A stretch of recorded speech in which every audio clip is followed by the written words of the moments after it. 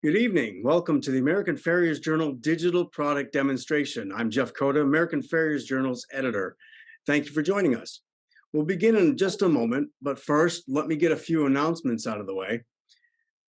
This presentation will run about 50 minutes or so. Our presenters, Renee, Vandenberg, and Serio, will discuss how CBD can help your customers, their horses, and you. After the presentation, we'll open up a Q&A session for Renee and Harry to answer your questions. If you look at your screen, there's a control panel with a Q&A icon down at the bottom. You might have to move your cursor to the bottom of the screen for it to appear, or flip the phone a little bit to see it. You can submit questions here at any time during the presentation. Time permitting, we'll answer as many as possible. If you experience any technological issues, such as audio or with the display, and I don't interrupt the presenter about the problem, the issue is likely on your end. If for any reason your internet connection or even our connection should happen to fail at some point, and it looks like the session has been interrupted, just go back to that email you received earlier telling you how to join the session and you can re-enter. If the session crashes for all of us, I'll relaunch the session and wait a few minutes for everyone to rejoin, and then we'll pick up where the presenter left off. The presentation will be available on our website at americanfarriers.com after about 7 p.m. tomorrow. And you will receive an email with a link to it. As I mentioned earlier, tonight's presenters are Renee Vandenberg and Serio. Renee was that kid who lived at the barn and muck stalls all day just to be near horses. She trained professionally for years, and now, along with her daughter, has a boarding and lesson facility in De Pere, Wisconsin. CBD helped Renee immensely after she was injured in a car accident, which led her to help horses the same way and the start of Hemp for Horses. Serio is a Finksburg, Maryland farrier who's been shoeing horses for 44 years. He's been the official farrier at most NRHA events, as well as the American Quarter Horse Congress, for about 10 years each. He shod Rugged Lark, NRHA non-pro pre-futurity champion, that's a mouthful, that went on to win 2 AQHA super horse titles, shod an NRHA limited open futurity champion, as well as 3 NRHA non-pro futurity champions, as well as numerous AQHA and NRHA top 10 qualifiers. Thank you both for joining us, and take it away, Renee. Hi, everybody. I'm Renee Vandenberg, and the introduction was pretty complete. Today, I'm going to talk about how CBD, you can use it with the horses that you guys work on. Be a little patient with me. I've never done this before, and all my notes are gone. So we're just going to have to go off the pictures. First, I wanted to tell you a little bit about myself. We run, along with my family, we have a 200-acre certified organic farm. Right now, we're mostly doing hay. We've cash cropped. We've grown everything from corn, soybeans, rye, hay. We also, in the last number of years, have been growing hemp. We actually originally got approached by a veterans group because we were one of the largest certified organic farms in the Green Bay area to grow hemp for them. That's how our whole CBD thing got started. Loved horses my whole life. I didn't get married with boots, but I rode my horse with tennis shoes. Probably shouldn't have done that, but it's just been my whole lifelong passion is my horses. We have a boarding facility. We have about 30 students. We teach riding, gymkhana, jumping, pleasure. My kids ride, and we have a number of students that come. A lot of our older lesson horses, we have tried the CBD on. We also have a veterans riding program on Friday nights. We do like to give back as much as we can. My dad was in the Navy. He was a pilot, and I've always appreciated what the veterans have done for our country. And I have always basically been your customer. I know myself, no hoof, no horse. That's not just a saying to me. I've known that my whole life. I wouldn't have a business, and I wouldn't have my horses for leisure or be able to do any of the things we do with them. I didn't have a great farrier. Bo Bowen, thank you. Go on. Disclaimer. First of all, this disclaimer doesn't really mean anything. It's talking about people stuff, but I'm going to say it anyways. These statements and this product has not been evaluated by the Food and Drug Administration. This product is not intended to diagnose, treat, cure, or prevent any disease. That's just kind of a necessary evil. CBD helped me quite a bit when I was in a car accident. I was rear-ended by a drunk driver. He was going 60 and I was at a stop sign. I broke my seat back. I had, big, strong farm kid. I did not let go of the steering wheel.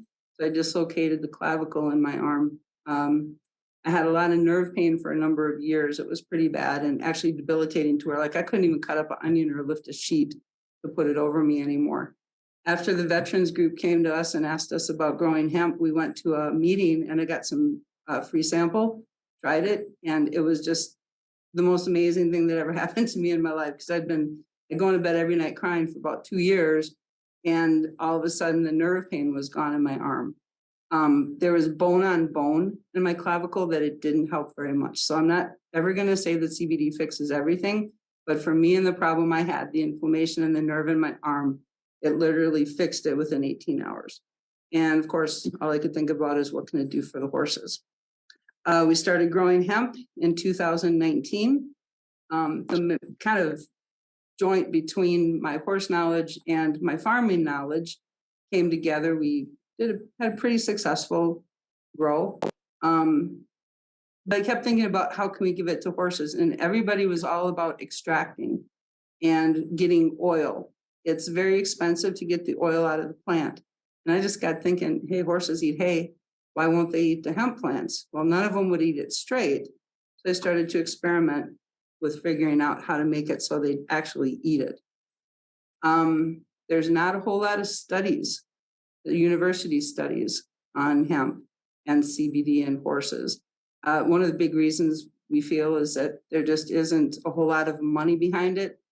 Big pharma, whether it's horses or people, they're the ones that fund most of the studies. I've approached several universities, and we even had one university where we offered 10 of our horses so that they wouldn't even have to look for horses, but it was still difficult to get them to really want to do the study on this years ago. So in the meantime, we've spent a lot of time listening to our customers and trying it out on our own horses. And we've come to some pretty solid conclusions as to what it can help.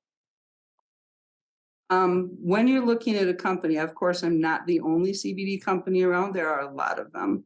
COAs, or Certificate of Analysis, is an important part of anybody's business. You want to know how strong the product is you're using, and you want to know if it's clean. That's an important part. Whenever I send out an order, I'll send out a sheet like this. There's no way I can get everything on my label to try and explain like what I'm going to be explaining to you here tonight. There's no way it can all go on a label. So this goes along with every order to the best of my ability to explain how to use it, but it still takes a lot of finesse on the owner of the horse's part. For my labels, and if you have some hemp that is labeled correctly, you're going to have a couple things. You're going to have the milligrams per scoop. That's up in the right-hand corner. That tells you how much CBD you're giving your horse in every dose or every scoop. You're going to have what's called a structure function claim, and that is telling you what it's supposed to do. Now, all of my products and most hemp products too, they might be labeled for joint or might be labeled for calming, but a lot of times they're going to be the exact same product, because basically when you have a product that is for joint issues in higher doses or in some horses, it actually works as a calming agency. Lethargy is one of the side effects. So if we say on there it's for joint discomfort, it also can be used for other inflammation and calming issues. Again, 60-day supply. It tells you more in the left there how many scoops are in.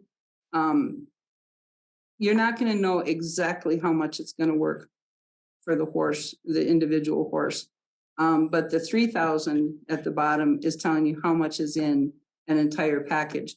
Most good companies will label their package with the entire amount so you know actually how much you're buying, and you can figure out how much per dose it is.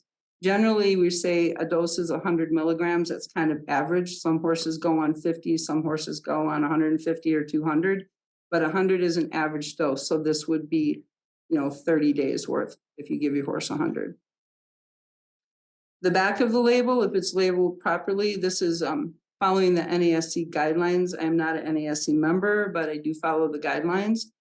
And it's going to show you what is in the package. It's going to be how much hemp is in there and how much CBD is in the hemp. Hemp is the plant. CBD is the cannabinoid that comes from the plant. And CBD is what we're trying to use to affect the horse.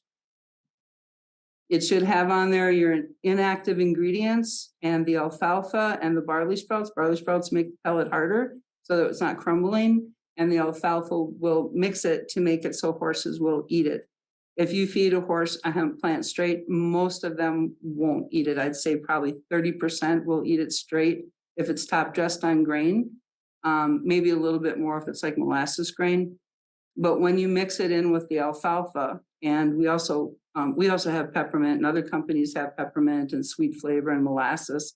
When you mix it up with that, it's pretty palatable for the horses. The biggest problem that we've found with CBD when you use it in higher doses, and for some horses, it can give them diarrhea. You just got to kind of watch out for that. Every time we've heard of a case like this, probably maybe 7 cases in the last year is all I've heard of a horse getting loose on it. When he quit, it goes away. I put my name and phone number. I like to answer my phone and I like to talk to people. So feel free to call at any time that you have a question. And up here, it has, we got to say this in a certain way. We have to say may aid in or might help with, because if we say it works for arthritis, that's a claim that we can't make. So joint discomfort has a lot to do with arthritis.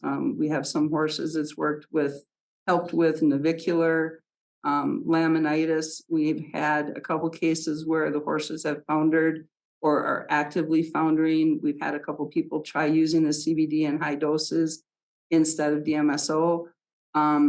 It works great if you can get the horse to eat it, but sometimes when they don't feel good, they don't actually want to eat something. So that's one of the reasons why I don't suggest it for colic.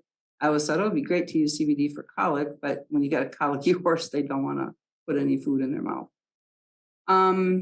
The response to inflammation has to do with nerve, joint, and it also has to do with lung function. We found quite by accident that it works really well on heavy horses. And as farriers, of course, it's not your job to worry about the heaves in the horses, but your customers. And so, you stand there and listen to them all day long, talk about what's wrong with their horses. And you can tell when the horse is in this condition. We have found by accident, we gave a horse CBD for his arthritis. And he also had the heaves, that the symptoms went away. Now, as soon as we take them off of the CBD, if they're constantly having a heave issue, they'll go right back to it. But some horses, it can get them through. And if you keep them on it, it can really help. And it's a lot safer than, no, I don't have my notes, can't remember. Oh, what's that? Harry, what's that stuff? Some dexamethasone, sorry. Right. Dex, yeah. A lot safer than Dex. So we have a lot of horses on it for that. And especially, it sometimes takes a little bit higher doses, but there's a lot of people who are feeding those older horses with the heaves anyways, a mash, and you just take the powder and mix it in, and it's more economical and you can give them the dose that they need. And when we say it keeps the horse calm in times of environmental stress, it's just a matter of figuring out, how much the horse needs. Each horse is going to be different. We have one horse in the barn, you give him 50 milligrams, his ears go out and his head goes down in about 20 minutes. And then we have another horse who you could give him 500 milligrams and it really doesn't do a whole lot. So there's a big difference between horses. We just start out with 1 scoop once a day. If you're doing it daily, it's a little bit different if you're doing it for acute situations, or like when you're just when you're running them at a show, that would be a little bit different. But to find out what your horse needs for arthritis or a chronic condition, you would just kind of start out with 1, maybe 2 scoops, raise it up. I have a little chart later on that I'll show you that'll help. This is just a normal warning. They've overdosed. They've not really ever found that an amount where a horse is actually overdosed on it. I've had horses eat as much as they want and they're fine. We had one horse that had a side bone and he was supposed to be on stall rest for 6 weeks. And he was a thoroughbred off the track and he just ran circles in his stall. So we gave him a sedation type dose, which is about between 1,200 and 1,500 milligrams a day, which is about as much as a normal horse would use in a month. And it kept him quiet. And my battery's running low, just so you know, Jeff. I have it plugged in, but I don't know if this plug is not on. Okay.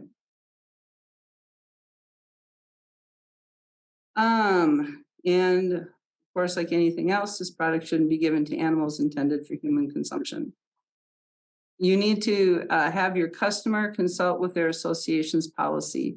CBD is banned in most bigger FEI and quarter horse paints.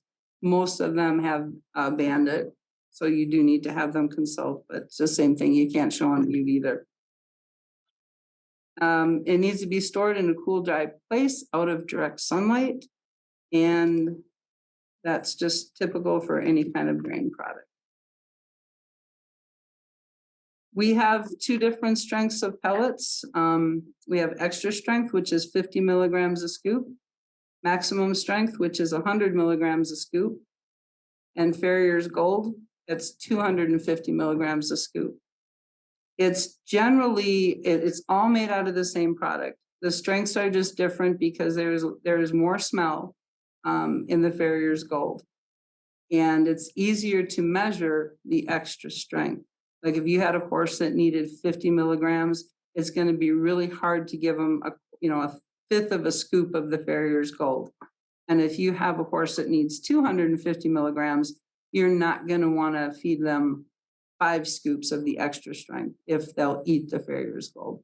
So it's kind of a matter of what your horse's taste is, to which strength you're going to use. But they're all three made out of exactly the same products, which is just hemp, alfalfa, and barley sprouts. And the peppermint has some peppermint in it. Our powder is just pure powder. It's the hemp plant, the hemp flower ground up. And I standardized both of the strengths, one at 6% and the Gold Star is standardized at 10%. That way, if you want to just give them a little 11 cc scoop, you'll either get 150 or 250 milligrams in that. It's a little bit easier to mix in like to a mash, and it's a lot more cost effective because there's no cost of pelleting in that. And the chews, that's just for fun. They work real well on trail rides.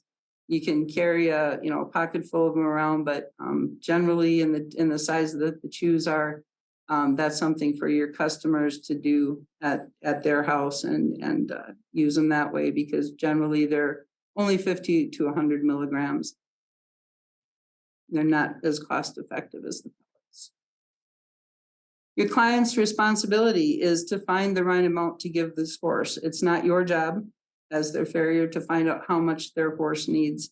You want to have them try it out and experiment before you get there, if at all possible. It doesn't mean that you can't just give a horse some while you're there. Generally between 45 minutes and an hour and a half, you'll see the most effect, and it'll gradually go down after the 2-hour mark.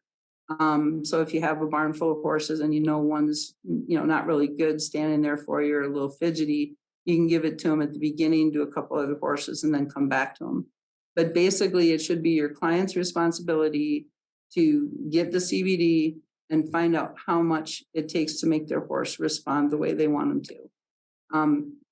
It's hard. It's really difficult when you guys only come every 6 weeks because you do it, how many times a year? 5 times a year. And if you get it right on the first time, that's great. But if you don't, you only have 4 more times in that year to get it right. So your client should be trying it during other stressful events, like if the horse doesn't like his ears clipped, try and give him some before he tries the clippers. Any number of things that they can try, or just in general riding, whatever, just to see how much it takes to get the horse to calm down the way that you would like him to calm down. Their responsibility to give it to them daily for chronic conditions. If you guys are working on a horse with some sort of arthritic problem, we actually had a horse in the barn that had high ring bone. And I know when I was a kid, everybody used to say, "Butte him and ride him." And, we would. And with us, it was use the CBD to help with the inflammation and help with pain control. And we did that so to keep him moving until he actually bridged. But it's our responsibility, the client's responsibility, to know how much to give for those chronic conditions. So they need to go out there, give a certain amount, and try it for a day or two at 1 scoop, and then a day or two at 2 scoops, so they find the amount that's right.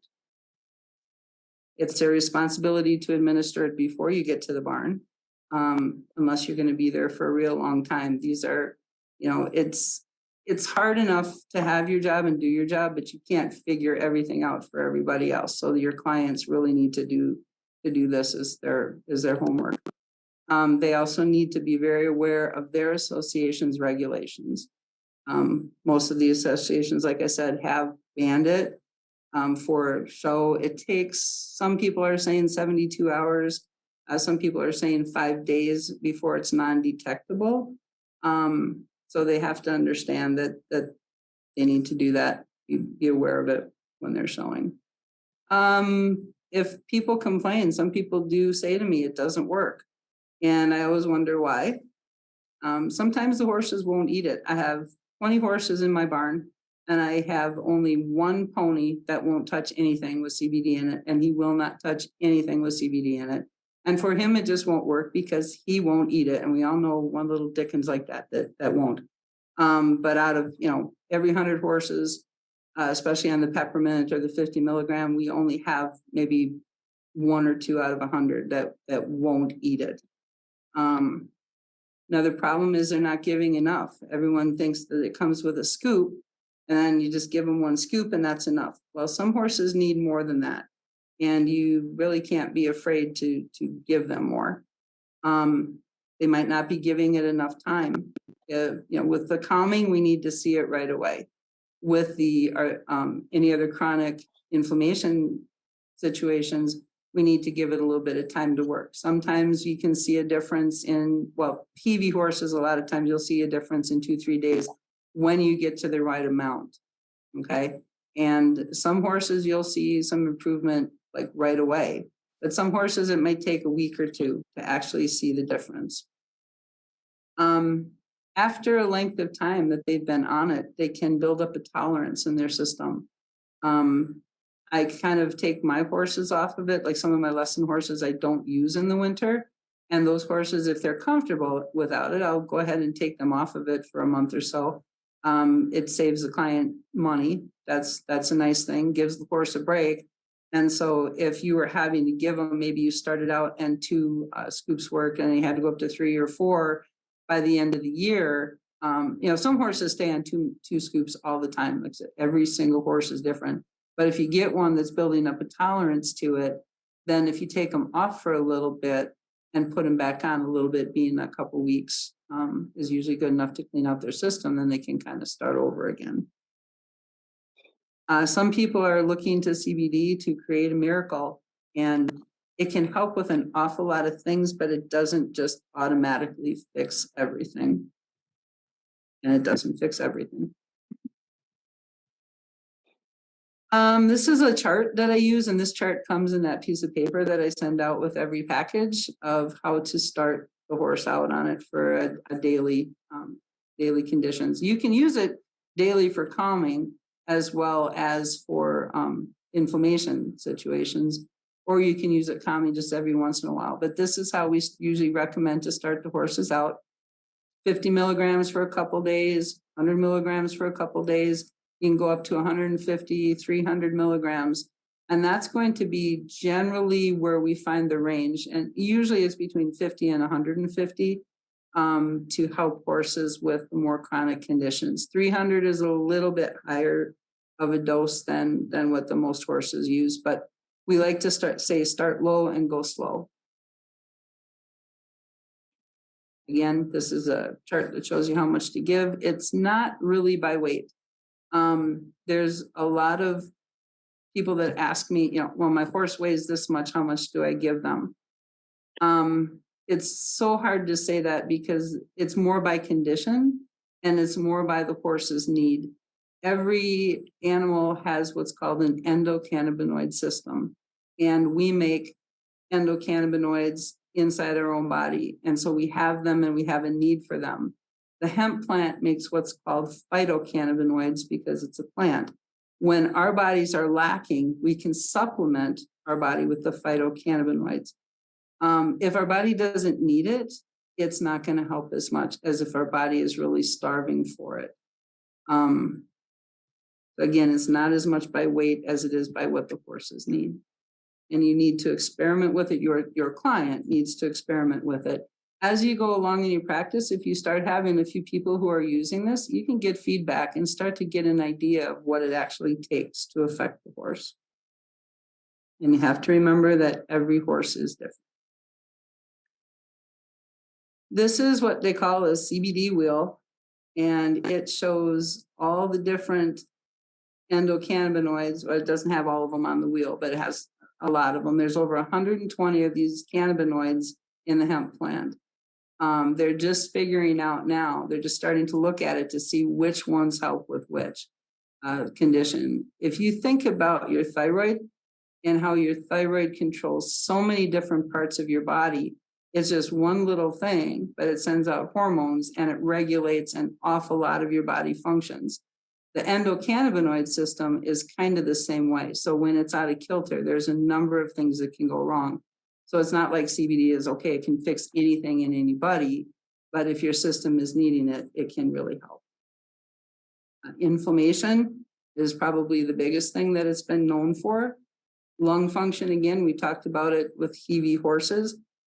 We actually have a horse with head shakers at home, and we can ride her in lessons all winter long, but as soon as the pollen comes out in the spring, she's twitching her head and bobbing her nose, and we have to wear her with a mask, and by June, she's unrideable. This year, we just finally decided to just really try the CBD in higher doses. We give her about 250 milligrams about an hour before we ride her. And we have been using her all summer long. We got a little girl that's going to take her to the fair this year.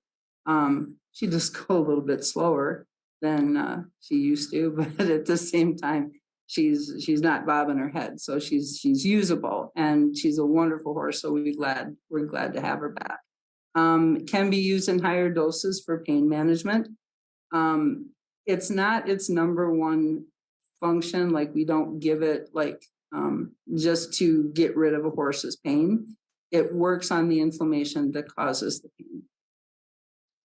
When we talk about joint support, it's for any of the issues that could come along with the joints. One of the side effects of CBD is lethargy, and that is what we use to kind of work on the anxiety. You think about any other pain medication that people use. Morphine, it definitely makes you lethargic. Not that CBD acts like morphine, it doesn't. I shouldn't have said that, but anyways, that's what happens when you don't have your notes, right? So one of the side effects of CBD can be lethargy, and that's how we learned it can work on anxiety. In low doses, it works on just generalized anxiety, can help a horse calm down. And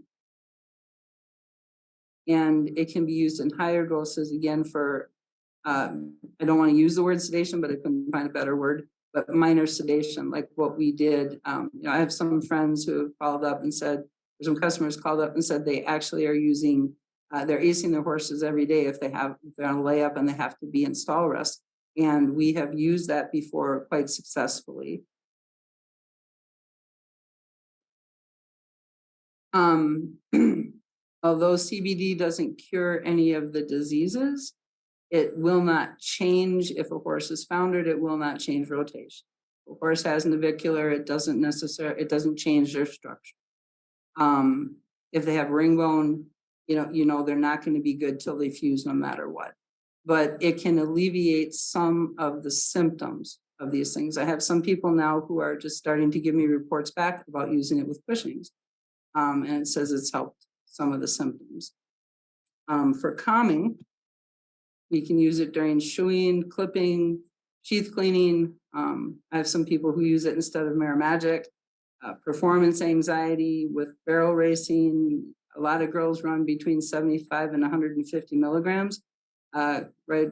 I'd say about 2 hours before the race, and it kind of helps the horses calm down in the alley, so they can focus a little better without taking anything off of their time. Some people go trail riding. We actually have one lesson horse, and we've given lessons to autistic children on this horse. He's just absolutely wonderful at home. You take him out to Caroline or one of these big trail rides where there's a couple hundred or even 1,000 horses.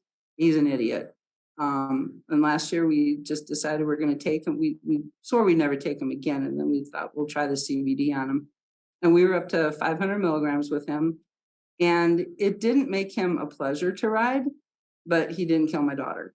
And that's kind of some of the things where we just wanted to see how it worked. I don't like to tell people how stuff works unless we've actually tried it ourselves.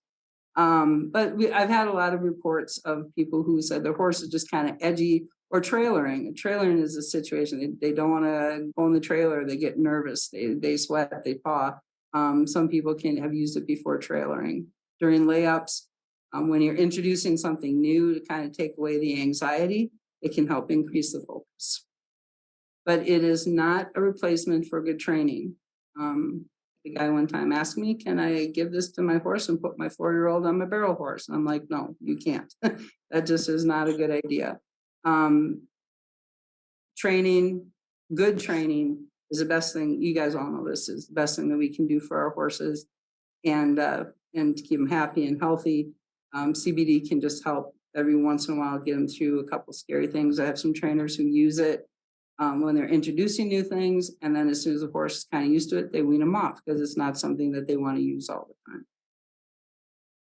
time. It has been banned again in a number of the associations. That is banned because it works. It's a performance enhancer. It helps calm the horses down, and that actually is a testament to what it can do. And Harry, I don't know if you want to kind of go from here with what your situation was. Okay, so the way I got involved in all this is I met Renee at the hoof-care summit this year, and everything that you've already heard tonight is what I heard when I had a conversation with her at her booth. And what impressed me the most was a few things, actually. You know, she really knows the product inside and out, and she's very informative. She is straight up. She's telling you the good and the bad, and the positives and the negatives to CBD, to the hemp product. And one of the things that I really liked about her product was she does the whole thing from start to finish, from growing the plant to whatever she has to go through to get it pelletized, and she does all that herself. And usually when you buy products that are manufactured from start to finish in the same building by the same people, you usually have a far superior product, is what I've found over the years. And I'm not talking about just horse products. I'm talking about pretty much anything. So after I got home from the summit, I talked to one of my clients that I've been doing their horses for about 10 years. And they're just, they're some of them are ex-show horses. They got 5 there. And, they're old, they're older horses now. They're in their late teens and early 20s. And, they're stiff and sore and crippled, basically, like horses get when they get older. And I talked to Renee about it, and I talked to my client about it, and I decided, and I say this jokingly, I decided to do my own scientific study, and I'm just joking when I say that, like I've already said, because you know what we actually did was we got a 6-week supply of the maintenance product and the sedative product, and we started these horses on it the day after I was there and trimmed them all. And they were on the product for 6 weeks, and 3 of the horses were one of the horses got so crippled in the back, like you couldn't even take the back foot out behind the body conventionally and trim it. You had to put it up on the peg up underneath the body and do the best you could. And I know we all have horses in our book that are elderly that we have to struggle with to get trimmed. And these horses that struggle on the back end like that really have a hard time getting their legs out behind the body are really, really difficult to work on. And it's a struggle. So we started these horses, like I say, on the maintenance dose, and they were on it for 6 weeks. And the morning that I was going to come to trim the horses again, they gave the horses the sedative dose. And it was unremarkable. It was remarkable how much better these horses were to trim. The horse that wouldn't take his leg out behind the body allowed me to bring the leg out.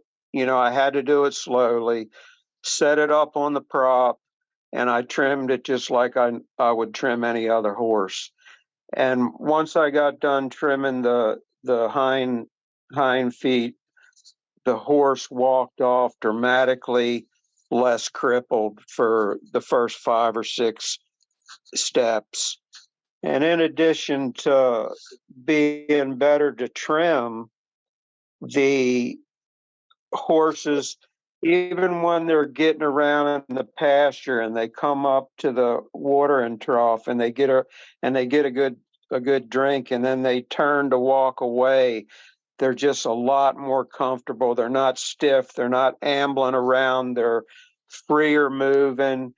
And it's just, I can't really say much about I can't really say anything but good things about this product from what I've experienced so far. So as far as the dosage goes, and Renee has already said it, you have to stress to your clients that they have to pay close attention to their horses once they start them on the product, and they have to monitor them and see how they are from day to day and play with the dosage to find out what works best. And when they find the dose that actually works best for each individual horse, then they can back off of it a little bit to see what happens, or they can and if they get a little bit worse, they can up the dose and just play with the dosage. But it's really something that I stress to a lot of my farrier friends, that they need to try to get some of their clients that have crippled horses, elderly horses, to try this product, because I really do believe that it'll help them.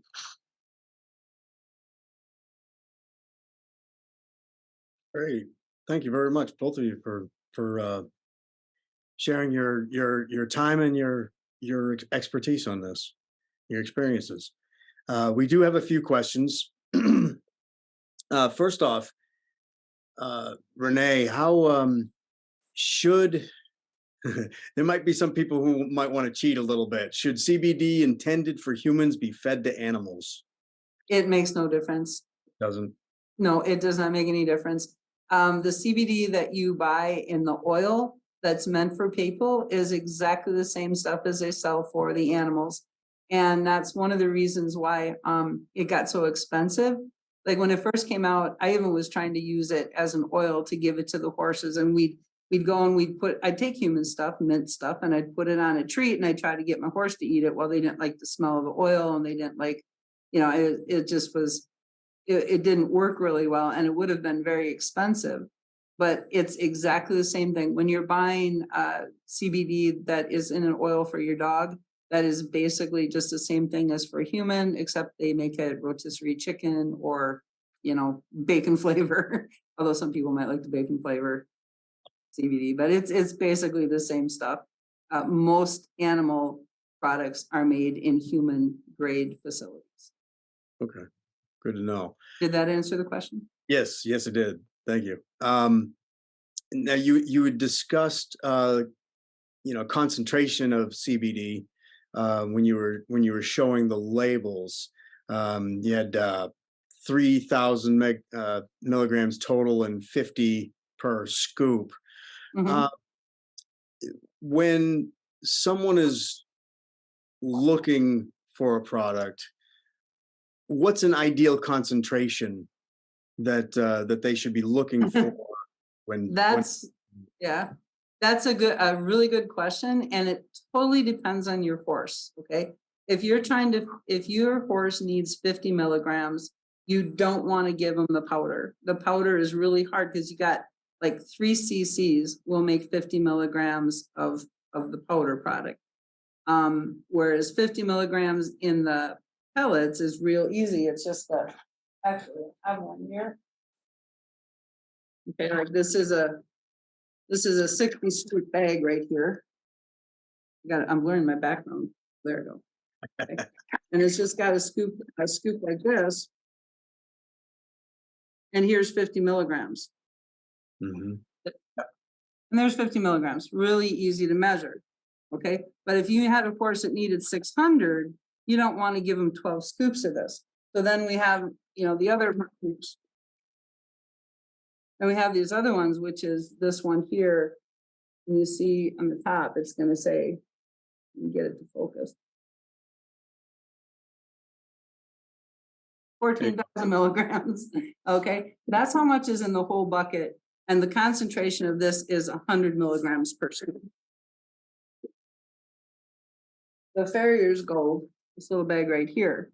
I got a lot smaller bags, so you guys can, if you want to, for a low amount of money, you can get into it and get a little bag and kind of try it on some of your clients' horses if you want to carry it in your truck without having a huge investment. But this is 250 milligrams a scoop. The concentrations are different because some horses don't necessarily like the taste as much of the Farriers formula. I would still say probably 80% of the horses will eat this. It doesn't have a really horrible smell, but almost every single horse will eat the peppermint in the bag or in the bucket. Almost every horse will eat it. So that's the big thing. It's like, how much do you want to give your horse and how well they eat it, and figure out from there what's the most economical product for you to get, because horses are expensive. So I tried to do everything I could to keep the prices as low as I could. Like if someone has a horse that needs 600 milligrams a day, you're going to want to get the powder, which is a lot cheaper per milligram, so that you can afford to give it to your horse. See. Now, I've read that hemp absorbs whatever is in its environment, whether it's pesticides, herbicides, heavy metals, things of that nature. What and you kind of talked about you touched on the certificate of analysis. Mm-hmm. What should consumers look for, and what questions should they be asking in order to select a safe product? Okay. Yes, hemp is a soil remediator. They actually used it at Chernobyl to try and take out some of the heavy metals that came after that disaster, if you're old enough to remember it like I am. But anyways, so the hemp will pick up different things. We only use certified organic hemp. and organically grown hemp. So they're in the land. It's already been 3 years since there's been any kind of chemical used on it whatsoever. We also do a COA. We only do one on the hemp product for like the heavy metals and stuff like that. And that's just to find out if it's in the hemp or not. After that, our certificate of analysis, it's a lot to do with how strong the product is. There's a lot of good CBD products out there. And there's some that are just not quite as, I don't want to cut anybody down, but just not quite as stringent on the strengths of it. So if you use what's called trim, which is a byproduct, or PE, which is post-extraction hemp, you're going to be able to pellet that. It's a byproduct. It's something that's left over. It'll make a strong product, which is probably stronger than what a lot of horses would need. And if you have a scoop that has 750 milligrams in it, there's very few horses that need that much. So the COA that you want to look at is going to tell you what the concentration is. They're hard to read. So, and when you look at them, you're going to have to figure out the percentage, if you figure, and if someone doesn't actually tell you what it means, but you figure out the percentage of hemp in there, and then you can go how much per milligram and how much per ounce, and you can find out. Now, a good company will have already done all that math for you to figure out your concentration. What I do on my products is for every batch, I make 2 batches. I'll make one that's lower than my target, one that's higher than my target. And when I get back the COA on that, and I find out, okay, this one has 110 and this one has 90, I mix them 50-50 and it comes out right to 100. So that's how I do, that's what I do with the COAs with my products. I see. Great. For horses that are difficult to shoe and need to be sedated, when they feed this product, is it not recommended to sedate them, or should the client stop feeding the product prior to their appointment to be able to sedate the horse? We have not heard of any cross problems with any other drugs. As far as like if they're on CBD for like arthritis and then you want to go sedate them to do their teeth, we have not heard of any issues. Of course, there's very few university studies on this. If your horse does need to be sedated, CBD can help with the horses that are anxious and fidgety. It can work on some instead of the actual drugs that they use to sedate. But like anything else, the horse can work themselves out of it. And you never want to trust CBD or any other drug that they can work out of. I think Harry said it best when he said sometimes the sedated ones are the most dangerous to work on because you expect them to just stand there and they don't. But CBD is something that the horses can work out of. It's not something that's going to make them stupid and just stand there, but it is something that helps with the anxiety. So that I made that into a 2-part question. Did I answer the first part well enough? Yes. Yeah, I think so. How does CBD affect a horse's appetite, if at all? It can make them eat more. It can make them eat a little bit more. There's been a study there where it was like, I think 2% gain or 2% more food that more hay that the horses would want to eat. There was also another study that said it was best absorbed when it was fed with grain. Again, not a whole lot of university information on this, but the hemp plant itself is excellent for the horse's digestion. If a horse is anxious, we use this, have some people that are using it like for ulcers, not because it's going to go in there and cure their ulcer, but if it can help the horse not be so anxious, it can help them not get the ulcers in the first place. Something that really helps the horse's digestion though is actually hemp seed meal. And unfortunately, because it is not approved as a cattle feed, we cannot sell it as a horse feed. Which is really a shame because you can go to the store, you can go to Costco and buy hemp seed meal all you want and feed it to your horses all you want, or you can go down to the feed store or the seed store and buy hemp seed if you can get it and use it to feed your horses. But I can't sell it. which is a shame. Then because when it does come around, it's going to be one of the best things for a horse's digestion and putting on weight. I see. The plant is phenomenal. Right. So, and you had mentioned that that you have some, some people who feed it when the horse has Cushing's or laminitis. Mhm.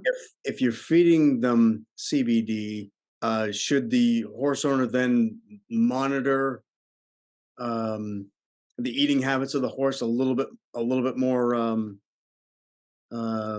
regularly, What- just because of the possibility of them increasing their appetite and whatnot? Or I don't think so, because if you put a laminitic horse out in the pasture, they're gonna founder. So Right. you still don't want to put them on a pasture. Right. You can feed them the same if they're, and if you have a horse with laminitis, you're probably not going to, or you should tell your customer they shouldn't put open grain out for like 5 horses to go get, so the bully can get it all. Right. That good advice. Given your past with the injuries from the car accident, farriers get banged up quite a bit throughout their careers too, and have some chronic injuries. Do you sell products for human consumption? I do. I partner with, I have the original veteran owned company. We have a sore muscle rub that we sell of theirs. And we also partner with the original people who did our pellets. They have a huge pellet mill. They make box cars of pellets every day. And the first load of pellets I ever made was 6,000 pounds in January of 2020. And I said, oh yeah, no problem. I'll sell that at horse fair. And then COVID hit and all the horse shows were done. I did find it is a much better product now that I'm doing it in small batches, and I can also make different flavors and different whatever. Now I forgot the original question. It was just whether you sold to humans. Oh, to humans. Okay. Yep. Mhm. So the guy who had the pellet mill also had a hemp license, and they do human products. So we do sell their human products when we go to shows. If people want them, we can ship them along. It's not the main focus of my business, although it's something we're probably gonna add a little more to later. But right now, I don't think I have them. Actually, don't have them on the website. But if people talk to me about it, I do ship that as well. Okay, great. And for those who have the chronic pain and given your history, what advice would you give to them and in selecting it and interested in trying CBD? Okay. First of all, if you're a farrier part-time and you have another job, you need to make sure that your company does not test, because a lot of them that are broad spectrum will test. There's full spectrum, broad spectrum, and isolate, and that goes to how far down the CBD is isolated out of the plant. So when you do a full spectrum, there still is just a very minor amount of THC. Just like in all my products, there's a between undetectable and 0.03% THC in the product. And that's what is in marijuana, and it can't, not in this amount, because the federal regulates how much is in there. Because of that, there's no way at that level it can get anybody high, or any person or any horse. But when you're talking about the farriers using it, if you have another mill job where they test, you have to make sure that you use the non-detectable isolate. Although I still think that that's a little risky. But if you work for yourself and you're your own boss and you're the one that you have to report to, I think it's a great idea to try it. When I tried it, I was taking, to be honest, I took quite a bit often than my horses do. Sometimes I was taking 100, 150 milligrams a day. I was it changed my life so much. I was from where I couldn't cut an onion up to make soup for my family to being able to put a saddle back on my horse. It was just life-changing for me. And I was very afraid to stop taking it. It took me probably 4 months before I even went one morning or one evening without taking it, because I thought, my gosh, I never want to go back to that again. But it got me through physical therapy. It got it to where my chiropractor could touch my arm. My nerve was just on fire so much they couldn't touch my arm. And it got me through that to where the physical therapy and the exercises and my chiropractor. And now I don't even take it every day anymore. I take it sometimes when things get bad, or if I ever had another run-in or another situation. I mean, I trained for years. I fell off a lot of horses. I feel it too. But it's something that I use to get me over the insurmountable pain. And now I literally I don't take it every day anymore. Great. Great. And is there any advice that you might have in terms of aside from testing that people should be looking for in before selecting a product? There is a ton of products out there. I can't really say any name of anybody that, I mean, I can think of a couple that come to mind, but I don't know that I should say that. If they're in this market right now, if they're a bigger company, they've been around for a long time in the human products, you can feel pretty confident that they're in it to stay. When it first came out in 2018, 2019, everybody and their brother was getting on the hemp bandwagon. First, there was 4 states where you could grow it. Then I think in 2019, there was 13 states, but by 2020, 33 states. So what happened is the market got totally flooded. The price came down. Everybody who went out and bought their own extractor and everything, they really lost a lot of money, and a lot of the kind of fly-by-night people are now gone. So the people that are left now, like me and the hemp, there's a lot of hemp people that for horses that came and went, and there's a lot of human people that have came and gone as well. So if they've weathered the storm this far, you can feel pretty confident. Check your COAs, check your strengths. But the big thing is, does it work for you? Because I use the product from, it's called Tinks. It's from my neighbor, because I know the guy. I know how they make it, and I know he's very careful, and they grow their own hemp and they do their own extracting. And I trust the guy that makes it, and he's the one that I use. Right. And like the horses, you start slow. Start slow. Sometimes I say start high. It's not going to hurt anybody to start high. It's just a lot of times, if you start high, you don't know what you're supposed to be at. Like if a horse, now my farrier did an experiment one time. He had a horse that was actively foundering, and he actually got him to eat it, and he tried a lot of it instead of the DMSO. So we started that horse at 800, 1,000 milligrams, because it's like right now he needed something. But in general, to figure out what works for you and your daily aches and pains, I would say start low, go slow. Usually figure 25, 30 milligrams, which is going to be about a half a dropper on most of them. The strengths come between like 850 up to, now they even have 2500s in a 30 ounce or 30 cc bottle. So, most people start around 30 cc's. Good deal. Great. Well, thank you very much, both of you. Okay. Thank you both very much for taking the time to do this. You can learn more about Hemp for Horses by visiting hempforhorses.com. If you missed any of this webinar and would like to rewatch it, please keep an eye on your email and the AFJ e-newsletter for more information, or visit AmericanFarriers.com after 7 tomorrow to find the video. On behalf of Renee Vandenberg, Harry Serio, Hemp for Horses, and American Farriers Journal, thank you for joining us. Please feel free to reach out to let us know what you thought about the live event, and if there are any topics that you'd like for us to cover in the future. Thanks again, and have a great night.